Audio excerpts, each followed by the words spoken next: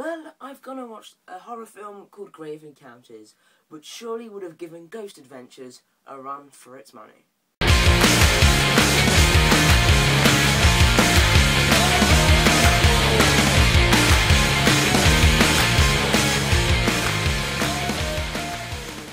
Hi guys, it's Xanderfaulk and welcome to my review of Grave Encounters, and it follows a group of ghost adventurers.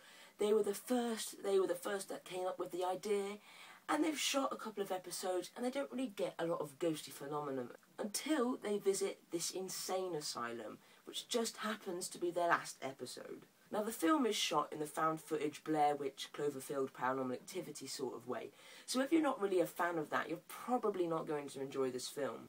Well, first off, I love the shaky cam horror films, so of course this film drew my attention. And I have actually got a chance to watch it. So is it a good shaky cam horror film? I'd have to say, yes, it definitely is. Now the first thing you'll see when you get into this film is that it looks very amateurish. You watch it and go, oh great, this is just another amateur shaky cam production.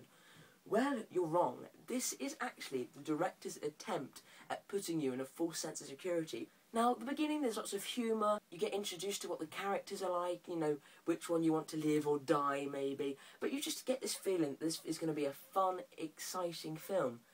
No, you're completely wrong. You're falling for what the director wants you to fall for, because after about the 40-minute mark you're going to shit your pants. Now what happens is, they start going around the mental asylum, thinking that nothing's happening, and then suddenly some weird ghosty things start happening. And what I find really funny is the fact that as soon as they encounter some real ghosty phenomenon, they crap themselves and decide the only thing they can do is get the hell out of the place. So if you're one of them people that go, oh what, there's some scary stuff happening, then get out the house. That's the first thing they do in this film. So that's that little cliche of not getting out of the house ticked off. And I also have to say, the stuff that happens in this film, yeah, it's like way beyond ghostly. I mean, it may be caused by ghosts, but that shit is demonic. If you've seen the film, then you know what I'm on about. It's some scary crap. The thing that the directors, the Vicious brothers, have hit spot on in this film is the atmosphere. The atmosphere is fantastic. They've really, really captured the dread and the absolute eeriness of a mental asylum. I mean, some of the really scary scenes, there's no ghosts in them at all. It's just them wandering around the asylum empty, just staring down these long, foreboding hallways and hearing some creepy sounds in the background. It's so atmospheric and terrifying. It really sets the mood for the film. Some of the jump scares are okay, but there are some really, really creative ones that give you the image, that give you some shocking, disgusting imagery. I mean, the imagery presented in this film will stay with you after the film. Now, of course, we're going to have characters we like. Now, first of all, we've got the main character, the presenter of the show, who's a sort of like Zach Bagans rip-off. And when he's on camera, he acts really, really cheesy, and you think the actor's giving a terrible performance. But it's not until the crazy stuff goes down you actually realise this guy's a good actor, and the character he's portraying isn't much of an asshole as he first appears. Because once they realise that the ghost is presenting an actual threat, he turns from a shellfish, you know, I need to get this on camera sort of guy, to a, oh, wait, I need to help my friend. He turns into a more selfless guy as the film goes on. I thought it was really cool. I think one of the most standout characters in this film happens to be the psychic medium, Houston. Now, I just thought his character was really, really interesting. I can't really say why without spoiling it, because I don't want to spoil the film. But let's just say his character's a bit different than the others, and his attitude towards the ghost is slightly more different to the rest. And one of the other characters, which I have to talk about, is the black guy. They've made him... They haven't made him cannon fodder in this film, because a lot of films, there's lots of jokes going around the internet, oh, the black guy dies first, oh, blah, blah, blah, this and that. Well, in this time, the character is not only very likeable, they make him more likeable by presenting him as a family man. He's got a wife and kid at home, so as soon as he starts to encounter some weird crap, you feel for him. You don't want him to die, you don't want harm to go to him, just purely for the fact that he's a family man. Now, I have to talk about the effects. Some of the effects are practical. Some of the effects are CGI, and the CGI scenes are fine.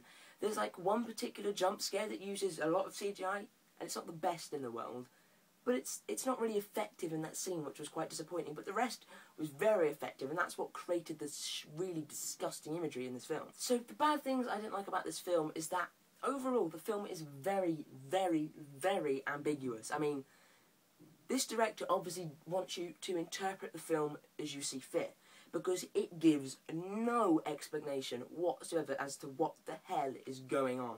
They try and give you like a little tad information at the end. It's not really a proper explanation, it's just something they happen to come across. But you're supposed to integrate that with what the hell is going on.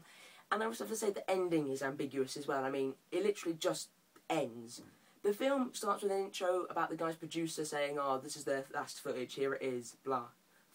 And then it plays the footage, which is the film, and then the footage ends, and that's it. You don't get any aftermath. You don't get told how they found the camera, did they find any survivors, did they find any bodies. You don't get any explanation, so it's down to your interpretation. But I don't particularly like too much ambiguity in films. I prefer for there to be more explanation. And there was also a couple of scenes in this film which just weren't needed, especially the main character at the end. I mean, why? By the way, if you're really animal friendly, you're not going to like the end of this film. You're not going to like a particular scene in this film. That's all I'm going to say. Overall, the film is very atmospheric, very eerie, and surprisingly creepy. I mean, I don't get scared by horror films too much. I watched this film at 11 o'clock at night. Wasn't too late for a horror film for me, but I barely got any sleep that night. It stayed with me for a very long time. So, if you're a fan of shaky cam horror films, this is one of the best out there at the moment. This is, personally, I find this better than Paranormal Activity. So like I said, if you love shaky cam horror films, this is definitely worth buying. Overall, I thought it was a very creepy, atmospheric, scary film. It did its job, so overall I'm going to give it a 3.5 out of 5, because it's not Oscar winning, there are a few flaws with it, but like I said, it was enjoyable and it was scary as hell. So thank you guys for watching. This has been Xanderfaulk saying goodbye.